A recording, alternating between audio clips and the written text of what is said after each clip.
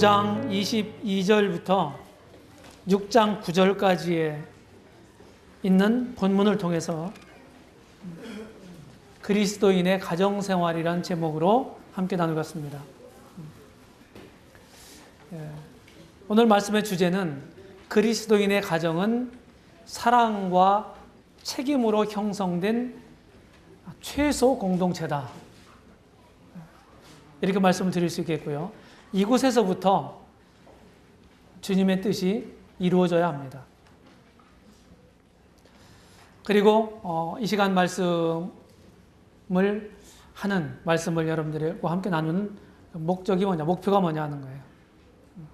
가정이라고 하는 테두리, 그 안에서 하나님의 권위에 대한 복종을 실현해야 된다. 성경의 가장 큰 주제는 하나님의 왕국입니다. 아까 예배 시간에 하나님 나라에 대해서 얘기했죠? 하나님 왕국. 왕국이면 그 나라에 왕이 있고 그 왕은 통치권을 가지고 있죠. 하나님이 창조하시고 섭리하시는 모든 분야에 이와 같은 섭리가 존재합니다. 가정도 마찬가지죠. 그리고 그리스도와 교회의 아름다운 사랑과 희생의 관계를 잘 드러내는 것이 바로 가정이라고 성경은 말하고 있습니다.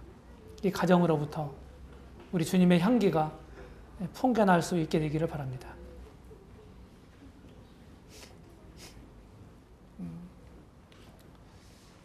성경에서 말하는 가족 관계는 부부 관계가 제1순위입니다. 부부 관계가. 우리 이제 대대로 보게 되면 이제 부모님과 자식의 관계로부터 따지잖아요. 그래서 예전에 오륜상광도 사실은 부부 유별보다 먼저 언급되는 게 부자유친입니다. 그런데 성경은 그런 순서로 말씀하고 있지 않아요. 이 부부가 제1순위예요. 이 말은 무슨 말이냐면 부부 간의 관계가 더 중요하다는 거예요. 부부 간의 관계가 더 중요하다. 이것은 나를 중심으로 해서 내 부모님과 또 나를 중심으로 해서 내 자식들과의 이런 관계 속에서 어떤 걸 우선순위로 삼아야 될 것인가 하는 답이 이 말 속에 있는 겁니다. 가정은 상호 간의 관계로부터 시작되죠. 딱 관계로 맺어진 거예요. 혼자서 이루는 게 아닙니다.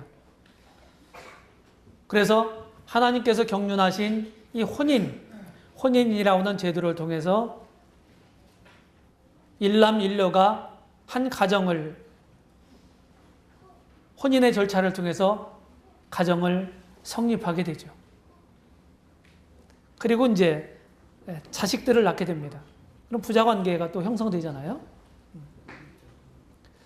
그래서 성경이 기록된 이 신약성이 기록된 주후 1세기 그때에도 사실은 하인들, 종들이 있었어요. 종들도 한 가속으로 포함됐습니다. 우리나라 예전에 그랬잖아요. 그렇죠? 양반집에는 노비들이 있었죠. 그것도 큰 범주 내에서 가정이라는 울타리 안에 있었습니다. 그런 것처럼 이 성경이 기록되던 주후 1세기 때도 그랬습니다. 그래서 이 주종관계, 상전들아 종들아 이렇게 교훈하고 있죠. 이걸 오늘날에는 이제 이런 것들이 사라졌기 때문에 오늘날에는 노사관계로 보시면 되겠습니다. 노사관계. 그리스도를 믿는 가정이 바르게 세워져서 하나님의 뜻을 성취하고 그리스도가 나타나는 가정이 되어야 합니다. 그렇기 때문에 가정은 최소 단위의 선교 기지다. 그 다음에 가정의 모든 문제는 그리스도와 교회의 관계에서 그 해법을 찾을 수 있다고 오늘 우리가 살펴보는 본문에서 가르쳐주고 있습니다. 오늘은 세 가지 분야에 대해서 말씀을 드리려고 해요. 첫 번째 부부관계입니다. 두 번째는 부자관계입니다. 세 번째는 노사관계입니다. 성경에서 이렇게 이제 분류하기 때문에 노사관계, 직장생활을 요새는 사회생활이라고 이렇게 분류해서 이렇게 얘기하지만 성경 본문에 입각해서 이제 노사관계도 이 가정 범주 내에 집어넣습니다. 우리 성경을 보겠습니다. 에베소서 5장 22절부터 몇 절 읽겠습니다. 아내들이여 자기 남편에게 복종하기를 주께 하듯하라. 이는 남편이 아내의 머리됨이 그리스도께서 교회의 머리됨과 같음이니 그가 친히 몸의 구주시니라. 그러나 교회가 그리스도에게 하듯 아내들도 남편의 범사에 그 남편에게 복종할지니라. 남편들아 아내 사랑하기를 그리스도께서 교회를 사랑하시고 위하여 자신을 주신같이 하라. 네, 여기까지만 읽겠습니다. 먼저요, 남편들아 말씀하시기 전에 아내들아 라고 말씀하십니다. 네, 아내의 본분에 대해서 보겠습니다. 여기 보면 명령하시는 거거든요. 자기 남편에게 순종하라? 아니면 맹종하라? 그랬습니까? 복종하라고 말씀하겠습니다. 복종. 맹종, 순종, 복종이 어떤 의미가 어떻게 다른가요? 맹종은요, 잘잘못을 따질 것도 없이 덮어놓고 그냥 따르는 걸 맹종이라고 그래요. 성경의 가르침이 아닙니다. 순종은 뭡니까? 순종은 남편의 뜻과 상대방의 뜻과 내 뜻이 합해졌을 때, 동의가 됐을 때 순종이 됩니다. 그래서 자원하는 따름이에요. 근데 복종은요? 복종은 내 의사하고 상대방, 남편의 의사하고 다름에도 불구하고 따르라고 하는 좀 강한 의미가 있습니다. 내 뜻하고 꼭 동일해야만 따르라고 말하고 있지 않아요. 조금 이따 보겠지만 자녀들에게는요, 순종하라고 말하고 있습니다. 성경에. 그런데 아내들에게는 유별나게 복종하라고 말하고 있습니다. 말하고 있어요. 왜 그럴까요? 다 그럴 만한 이유가 있거든요. 아내들이 남편들에게 대들거든요. 대들 수 있는 존재니까 복종하라고 말하는 거예요.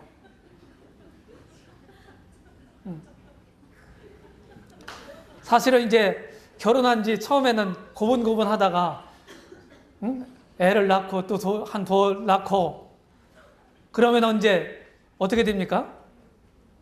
이제 무서운 게 없죠. 이제 눈에 뵈는 게 없는 거예요. 맘먹으려고 하는 겁니다. 쉽게 얘기해서. 하나님은 다 아시잖아요. 그렇죠? 다 아세요. 그래서 복종하라고 말하는 거예요. 어떻게? 교회가 주님께 복종하듯이. 이건 절대적인 거거든요. 절대적인 표현이에요. 무슨 이유가 없어요. 핑계가 없는 거예요. 지금 우리 형제님들이 아주 흐뭇해 계신데 조금만 기다리십시오. 하나님은 참 공평하십니다. 원리는 뭐냐? 남편이 아내의 머리다. 온 몸이 사실은 머리로부터 다 지시가 내려져서 몸이 움직이는 거예요. 행동하는 거예요. 이 신경계통의 중추가 뇌입니다. 뇌입니다. 남편이 아내의 머리다. 교회가 그리스도에게 했듯이 아내가 남편에게 복종해라. 얼마만큼? 내가 동의하는 것만? 내 마음에 드는 것만? 나하고 똑같은 생각을 할 때만? 아닙니다. 범사해라고 해요. 범사해. 이런 점들을 기억하시기 바랍니다. 이 남자라고 하는 동물들은요, 아무리 선찬에 빠졌어도요, 그 값을 하려고 그래요. 그걸 우리 아내들이, 여자들이 좀 이해하셨으면 좋겠어요. 머리는 머리예요. 남자는 남자예요. 그래서 다스리는 자로 하나님이 그렇게 세우셨기 때문에 그것을 자꾸 제재당하고 자꾸 그것이 그런 권위가 좀 억압당하고 훼손당한다고 생각하면 남자들은 못 견뎌하는 거예요. 다른 게 아니거든요.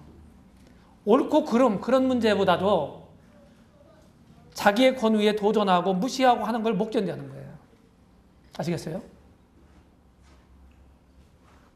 여기 텐트가 있습니다. 텐트 안에 누가 자고 있나요? 남자, 여자요? 바깥에 자고 있는 사람 누구예요? 이거 봐요. 이런 마음으로 사시라 이 말이에요. 이런 마음으로. 이런 마음으로 하면은 여기 있는 남자처럼 안에서 그냥 그렇게 자겠습니까? 내가 밖에서 잘게. 그러겠죠. 남성의 심리를 좀 이용해 보세요. 남자들은 이제 보호 본능이 있거든요, 또. 보호해 주려고 하는 본능이 있어요. 네. 내가 먼저 그렇게 낮아지면, 내가 먼저 섬겨주려고 하면, 그러지 말라고. 일반적으로 남편들이 다 그렇게 할 거예요. 그 다음에 이제 남편의 본분이 있어요. 남편은 어떻게 합니까? 내 아내를 사랑하라. 이거 말씀이에요. 사랑. 여기 사랑은 어떤 사랑입니까? 절대적인 사랑이에요. 무조건적인 사랑이에요. 사랑할 만한 짓을 했어야 사랑하지. 이거 아니에요. 아닙니다. 절대적인 사랑이에요. 여기 이제 본을 말씀하고 있는데 그리스도께서 교회를 사랑하신 같이 하라고 그러는 거예요. 주님이 우리를 어떻게 사랑하셨나요? 무슨 이유가 있었어요? 조건이 있었습니까? 없었어요. 전폭적이고 절대적이고 전혀 무조건적인 온전한 사랑으로 주님이 우리를 사랑하셨다고요. 그렇게 하라는 거예요. 그럼 못 사랑할 게 뭐가 있냐? 여기 방법은 뭡니까? 제 몸같이 사랑해라. 우리 형제자매들, 내 몸을 내가 얼마나 사랑하는지 아십니까? 아세요, 몰라요? 엄청 사랑합니다. 그 본능이에요. 자기 몸을 사랑하는 거. 스스로 자기를 보호하려고 하는 건요, 본능이에요.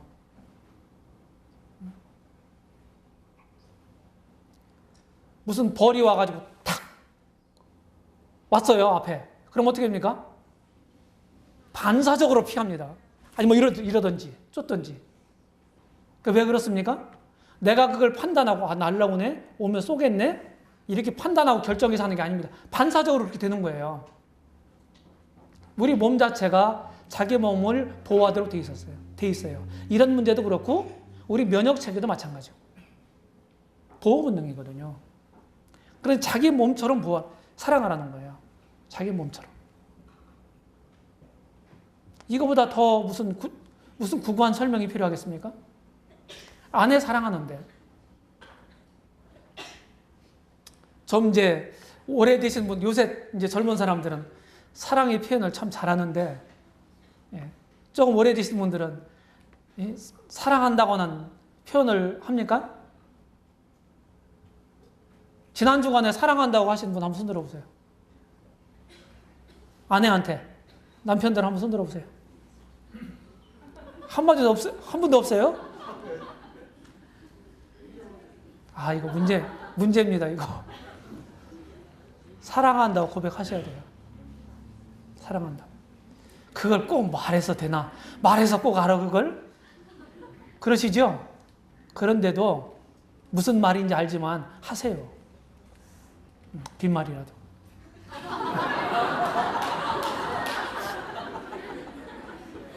그런데 그 빈말을 듣고도 좋아해요.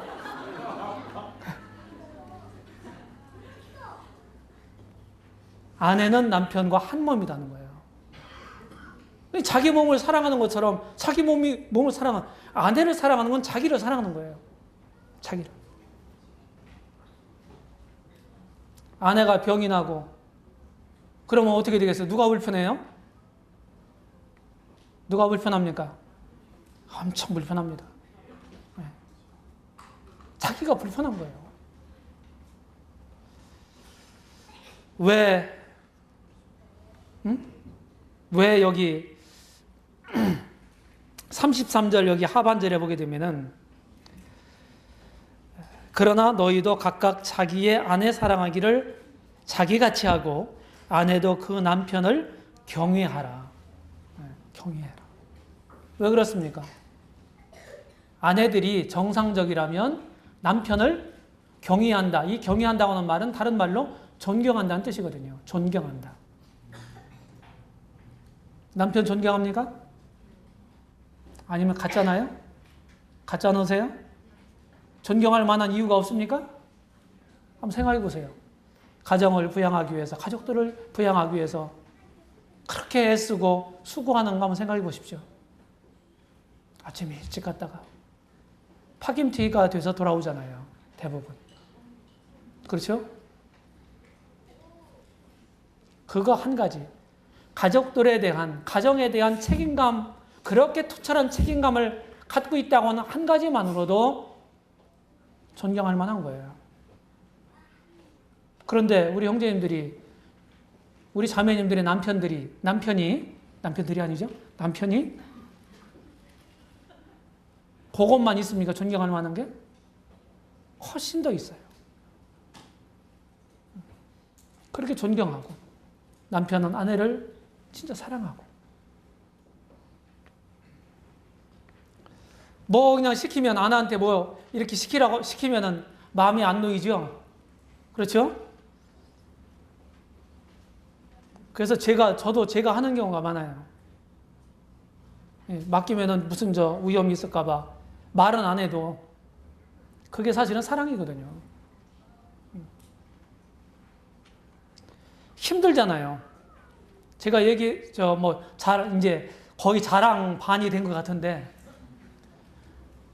제가 이제까지 결혼하고서 결혼 생활을 하면서 딱 1년만, 한 번만 김장 담그는 거 못 도와줬다고 그랬어요. 깜짝 놀라시더라고요. 그런 남편들이 많지 않은가 봐요. 그 한 번도 제가 일부러 한 게 아니고 외부 집회 갔기 때문에 못했어요. 그래서 저희 집 김장 맛을 보시면 여기 김홍렬 형제 정성도 들어갔다 생각하시면 됩니다. 힘들어요. 그 일이. 쉽지 않아요. 제가 직장 다닐 때도 다 도와줬습니다. 제가 전심사역에서 시간이 있으니까 그렇게 도와주나 보다. 그거 아니에요. 전에도 다 했어요. 그런 것들이 뭡니까? 사실은 아내 사랑의 표현이에요.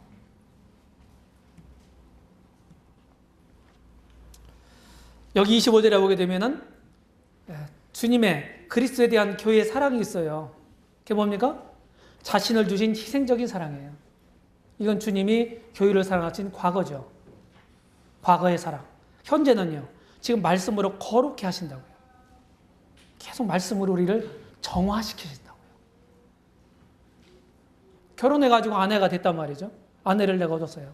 그러면 거기서 끝나는 거 아니잖아요. 계속 남편들은 어떻게 합니까? 영적으로 아내들이 영적으로 잘 살아갈 수 있도록 계속 도와야 돼요. 섬겨야 된다고요. 남편들 책임이에요. 시간이 결혼한 지 한 10년 됐는데 여전히 아내의 수준이 업되지 못했다. 그건 누구 책임이에요? 남편 책임이다. 남편 책임이다.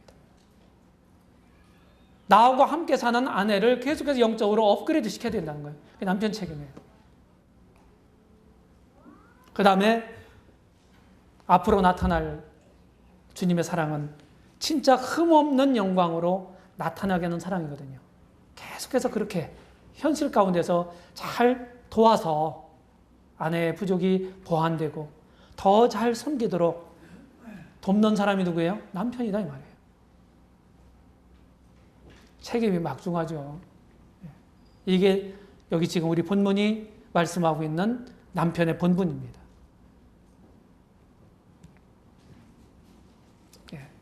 행복한 부부의 유건칙이 있습니다. 이 산울림의 법칙. 비판받지 않으면 비판하지 말라는 말씀이 있어요. 산에 대고요. 내 아내는 마음에 안 든다. 그러면 뭐라고 들리겠어요? 똑같이 돌아와요.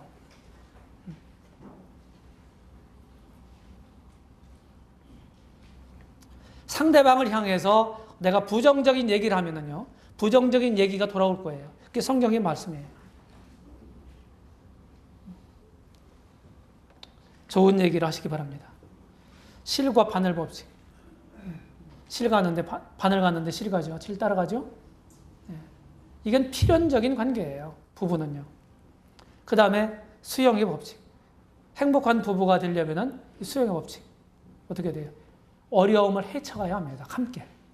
저절로 되는 게 아니에요. 저절로 해결되는 게 아니거든요. 그 다음에 타협의 법칙.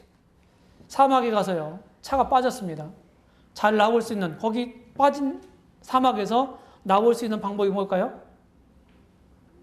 여기 타협의 법칙이라고 그랬어요. 바람을 좀 빼야 돼요. 바람을 빼야 면적이, 닿는 면적이, 땅에 닿는 면적이 많아지기 때문에 나올 수가 있어요. 팽팽하게 바람을 집어넣어가지고는 못 빠져나옵니다. 이게 무슨 얘기냐?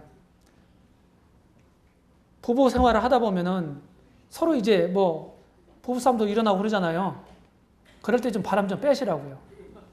팽팽하게 넣어가지고 그냥 계속 튕겨대면 어떻게 됩니까? 막장까지 가자는 얘기거든요. 그 얘기가. 그래서 해결될 게 아니에요. 상대방이 화를 내면은 조금 누그러뜨리고 조금 있다가 더 얘기하고 그 고조된 감정이 좀 누그러진 다음에 그게 지혜거든요. 그 다음에 김치의 법칙. 따로따로 여기 양념 많은 양념들이 들어갔죠. 그 김치가 있죠. 따로따로 있으면 어떻게 돼요? 김치가 이렇게 맛있는 김치가 되려면요. 김치가 몇 번 죽어야 된다고요? 네? 밭에서 자를 때 죽고 배를 가를 때 죽고 소금에 절일 때 죽고 양념을 버무릴 때 죽고 입에 들어갈 때 죽는데요. 그 죽어야 돼요. 이게 뭡니까? 고객의 법칙. 어떤 매점에 가면 어떻게 됩니까? 고객은 어서 오십시오. 아주 정중하게 인사하죠. 모든 예절을 총동원해서 진짜 왕, 고객은 왕이다. 이런 말도 있는 것처럼 그렇게 하잖아요.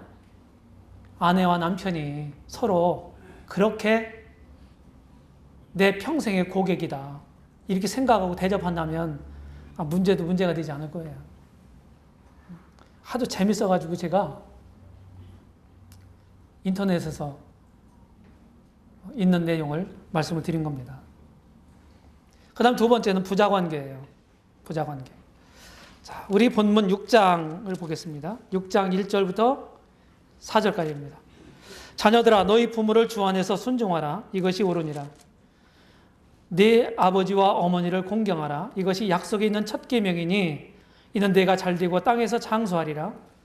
또 아비들아 너희 자녀를 노엽게 하지 말고 오직 주의 교양과 훈계로 양육하라. 부부 관계는 뭡니까? 혼인이라고 하는 절차를 통해서 관계를 맺어줬어요. 그래서 부부 간에는 몇 촌간입니까? 촌수가 없어. 이거는 두 가지로 얘기하겠습니다. 하나는 피가 안 섞였다 하는 말이고, 피가 섞였으면 촌수가 다 나오게 돼 있어요. 피가 안 섞였다는 말이고, 이 말은 또 무촌이라는 얘기는 뭐예요? 가장 가까운 상대라는 얘기예요. 가장 가까운 상대. 그런데 자녀들은 아니에요. 아버지와 자녀 사이는요, 1촌간입니다. 1촌. 저기서 뭐 인터넷 요새 카페 같은 데서 뭐 1촌 삼기 하는데 촌수도 못 따지는 사람들이에요. 1촌이면 자식과 부모 사이거든요. 친구 사이가 1촌이 아니거든요. 그거 뭘 모르는 사람들 얘기해요. 형제 간에는 2촌간입니다. 아버지 형제하고 나는 3촌간입니다. 아버지 형제의 아들과 나의 관계는 4촌간입니다. 이렇게 따지는 거예요. 홀수는 숙질간입니다. 아저씨 뻘 아니면 조카입니다. 숙질. 그리고 이 짝수는요, 나하고 동학년입니다. 아시겠어요? 촌수 요새 못 따지는 분들이 있어요. 제가 잠시 교육을 했습니다. 자, 자녀 본분이 뭡니까? 자녀들에게 두 가지를 명령하시네요. 하나는 너희 부모를 순종하라 그랬어요. 순종이 뭐라고 그랬어요? 내가 스스로 자원해서 하는 거예요. 억지로 하는 게 아니에요. 순종하려면 어떻게 돼요? 내 마음이 그렇게 준비가 돼 있어야 순종이 되는 거예요. 여기 자녀들 있는데 여러분들이 그런 수준이 돼 있습니까? 부모님께 진짜 토 안 달고 순종할 수 있는 여러분들의 바탕이 돼 있나요? 좀 나이가 든 사람들하고 요새 젊은 사람들하고 차이점이 뭡니까? 예전에는 자기 의견이 있어도 얘기를 못했어요. 어른들 앞에서. 그게 사실은 합당한 아랫사람의 도리라고 가르침 받았기 때문입니다. 근데 요새 사람들은 안 그렇죠. 고개를 바짝 쳐들고 자기 의견을 꼬박꼬박 얘기합니다. 그게 잘하는 건가요? 저는 잘한다고 보이지 않습니다. 그게. 아무리 옳은 말이라도. 내 부모를 순종하라고 되어 있어요. 그래 또 하나 2절에서는요. 내 아버지와 어머니를 공경하라고 되어 있어요. 공경. 자, 공경받을 만한 내 아버지와 내 어머니를 공경하라 이렇게 되어 있나요? 아니요. 어떤 존경받을 만한, 공경할 만한 그런 조건을 갖추고 있기 때문에 공경하라고 말씀하시지 않고 나를 낳아주신 아버지와 어머니이기 때문에, 부모이기 때문에 공경하라고 되어 있는 거예요. 성경 잘 보셔야 돼요. 그러면 내가 부모 없이 존재하지 못한다고 하면 나를 낳아주신 부모님을 내가 공경하라고 말하는 거예요. 근데 부모님에게 내가 공경 안 하면 누가 공경하겠어요? 나를 위해서 얼마나 노심초사하고 그 모든 희생을 다 하고 있지 않습니까? 성인이 됐어도. 자, 우리나라는 너무한 것 같아, 진짜. 그렇죠? 부모하기가 힘들어. 서양은 안 그래요.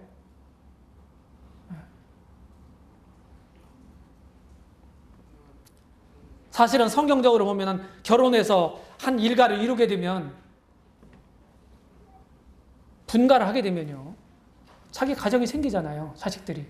그러면 그 중심으로 살아가도록 해야 되거든요. 근데 지금 안 그러죠. 그렇죠?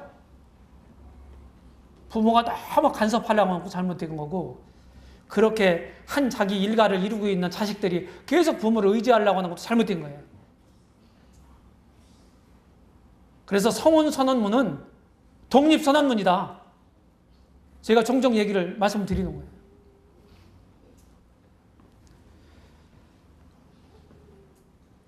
순종해야 될 범위가 뭔가요? 주 안에서라고 그래요. 주 안에서. 예를 들어서 안 믿는 부모님이 있어요. 너 믿지 마. 하나님 믿지 마. 이렇게 막 강압적으로 부모의 권위를 잘못 행사해서 그렇게 한다면 어떻게 해야 되겠어요? 그것은 우리가 동의할 수 없어요. 왜? 그 부모 위에 있는 하나님의 권위가 더 높기 때문입니다. 하나님의 뜻은 그게 아니죠. 그런 거 아니면 모든 면에 순종하십시오. 내가 이제 교회 다닌다고 이제 학업에도 소홀히 하고 그러면 안 됩니다. 우리 학생들 구원받고 이제 여기 교회 다니잖아요.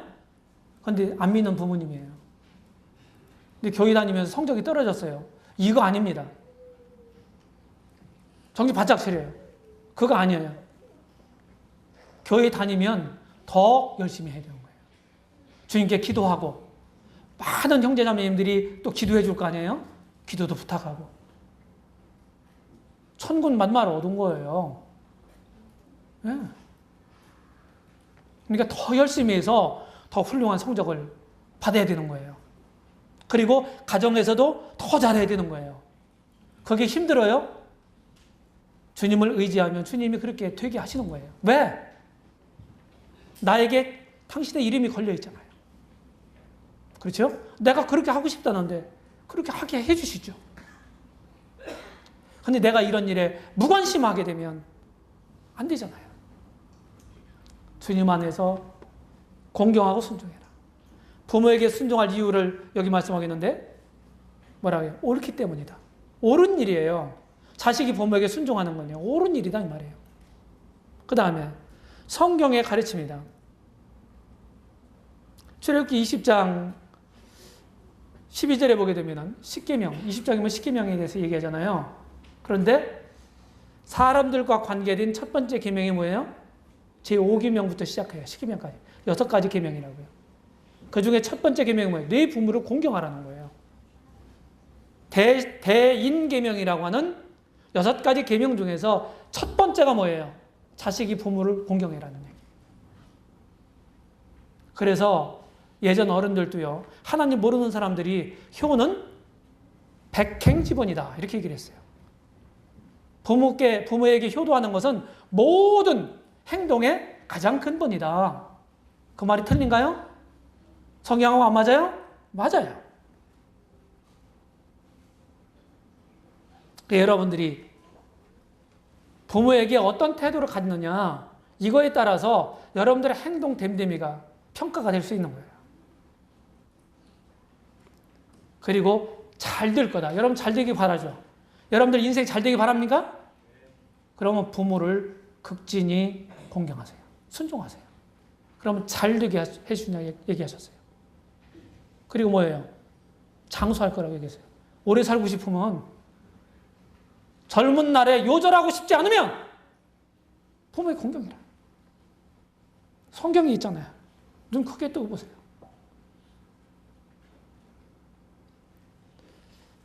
우리 이제 유교적 가치관이 무너졌습니다. 예. 우리 한국이 그래요. 500여 년 동안 유교적 가치관에 의해서 상당히 이런 문제들이 잘 지켜져 왔어요. 지금은 다 무너져 버렸어요. 가치관이 무너지면 다른 가치관이 또 세워져야 되는데 그 가치관이 없어요, 지금. 우리는 어떻게 해야 돼요? 기독교적 가치관을 세워야 돼요. 성경이 뭘 말하고 있는지.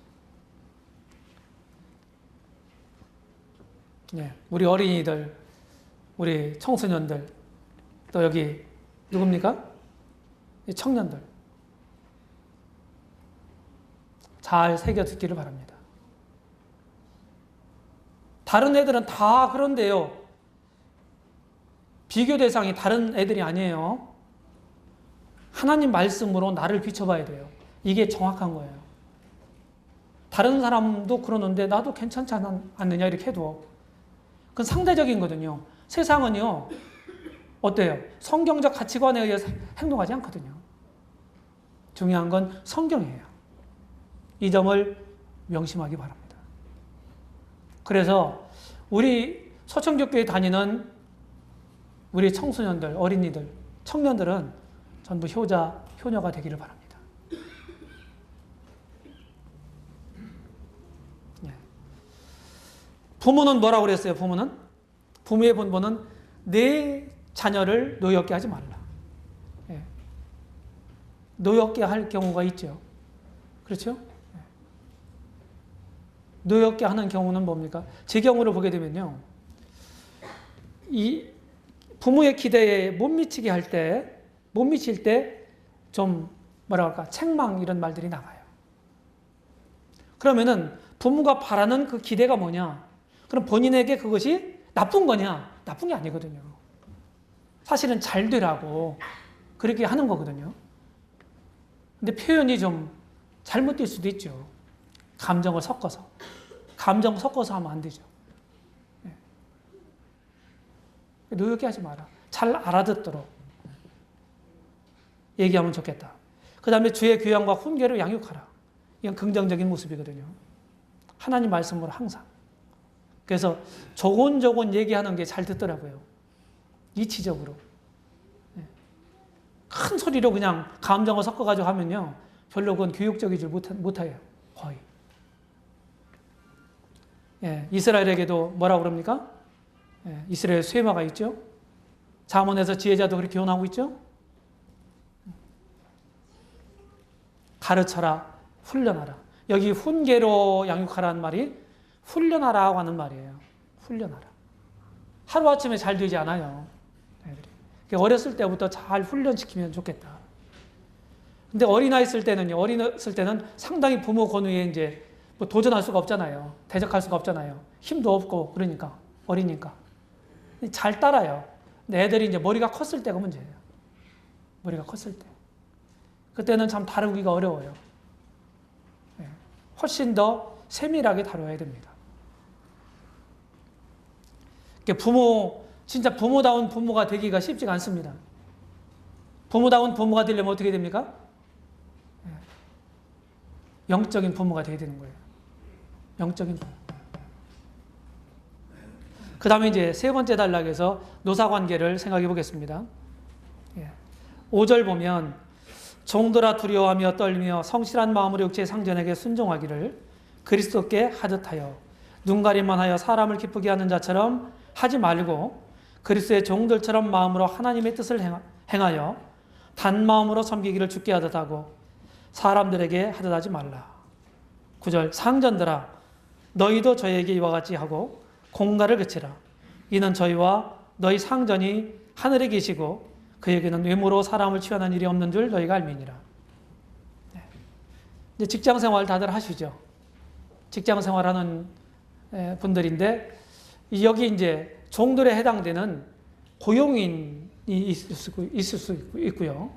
또 조그만 자영업을 경영하면서 직원들을 채용해서 이렇게 하는 사용자가 있을 수 있다고요.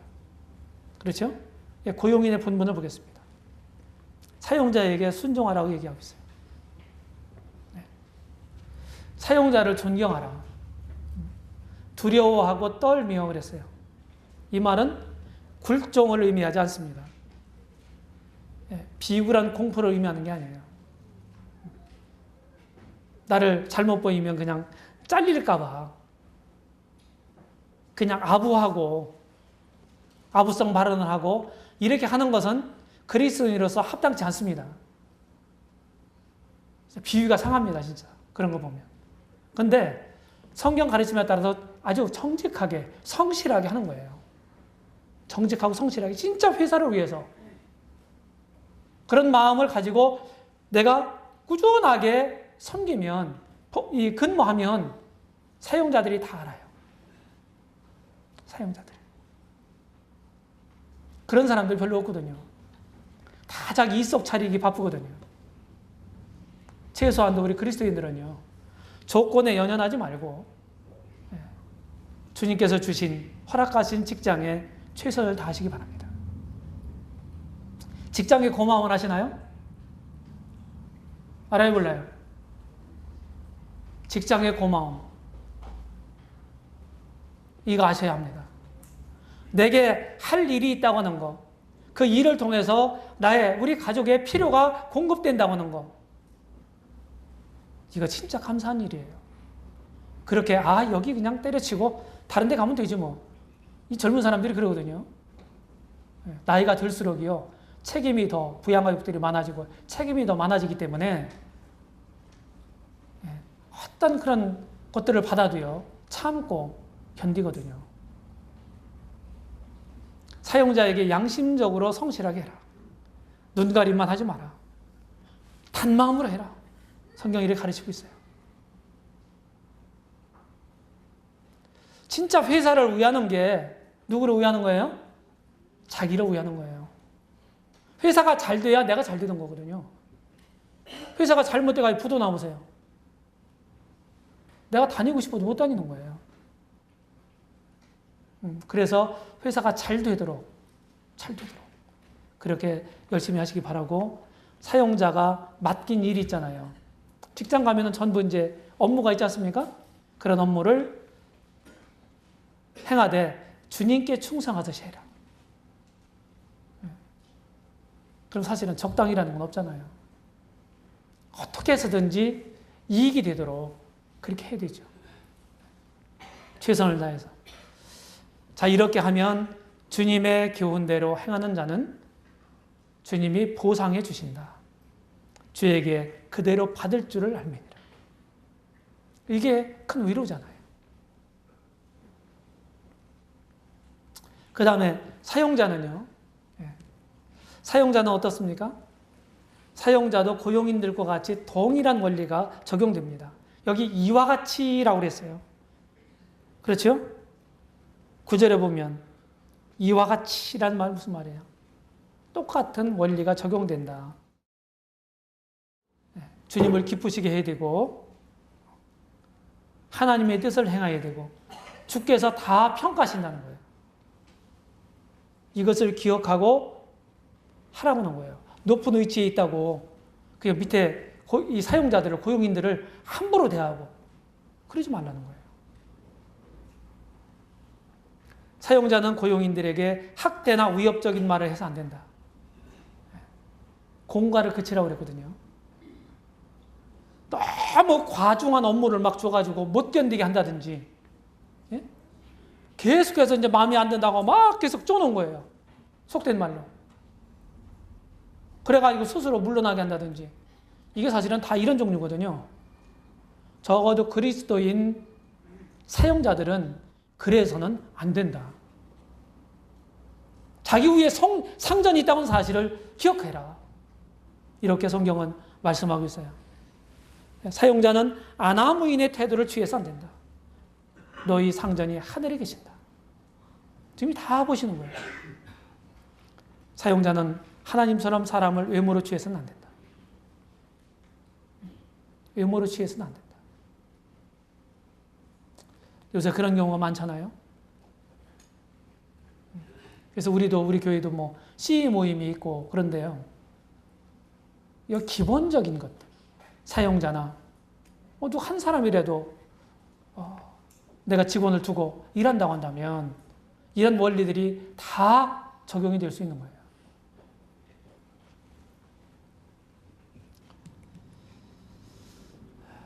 사용자와 고용인은요, 같은 주님을 섬기고 같은 사업을 위해서 일하는 거예요.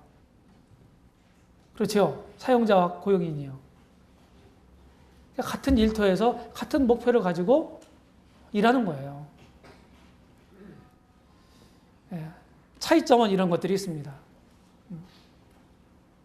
물론 사용자의 마땅히 해야 될 이 직무도 있지만은 그것은 자기 사업이기 때문에 그렇게 하는 거잖아요. 그런데 고용인들은, 직원들은 맡은 일도 제대로 못하고 맡겨진 일을 제대로 안 하고 하는 건 문제가 있는 거예요. 진짜 성실히 해야 합니다. 다 같이 상기할 점은 무엇입니까?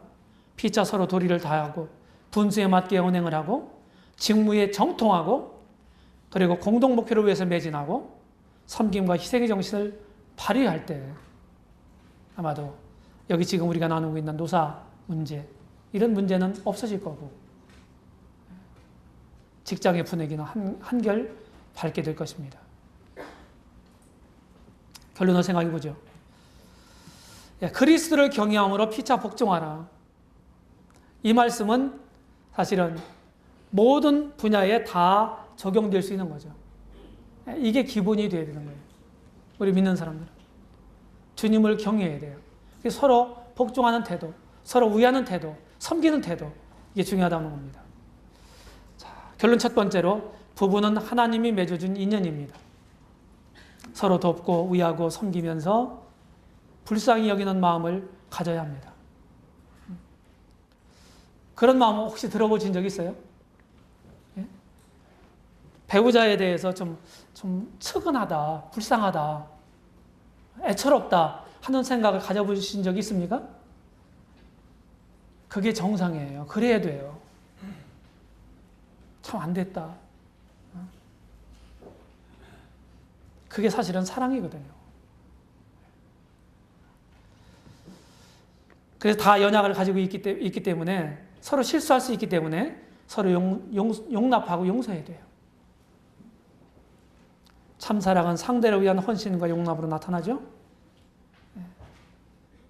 여기 부부 관계도요. 1급 부부가 있고 2급 부부가 있고 3급 부부가 있을 수 있어요. 우리 부부는 1급인가 한번 생각해 보십시오. A급인가.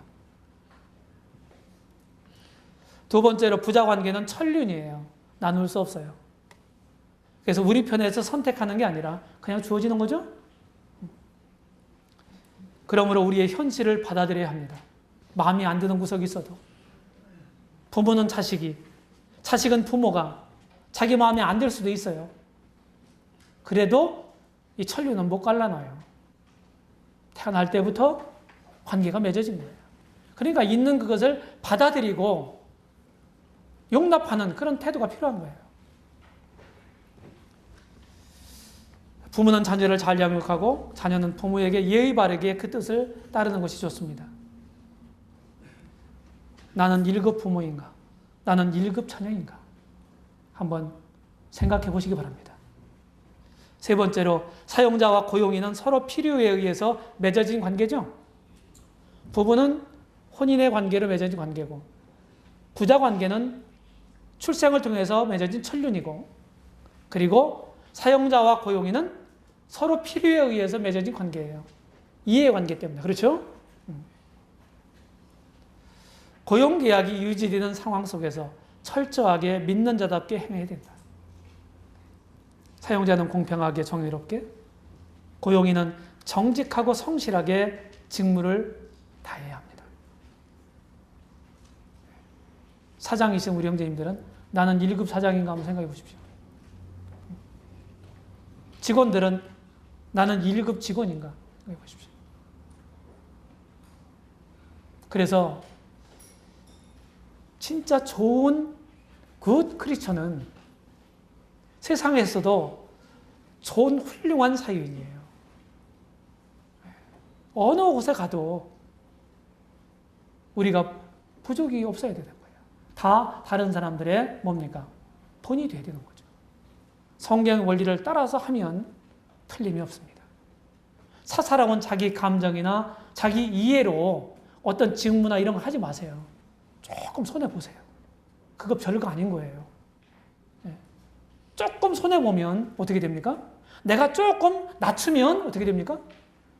돋보이게 돼 있어요. 세상에 그렇지 못하기 때문에.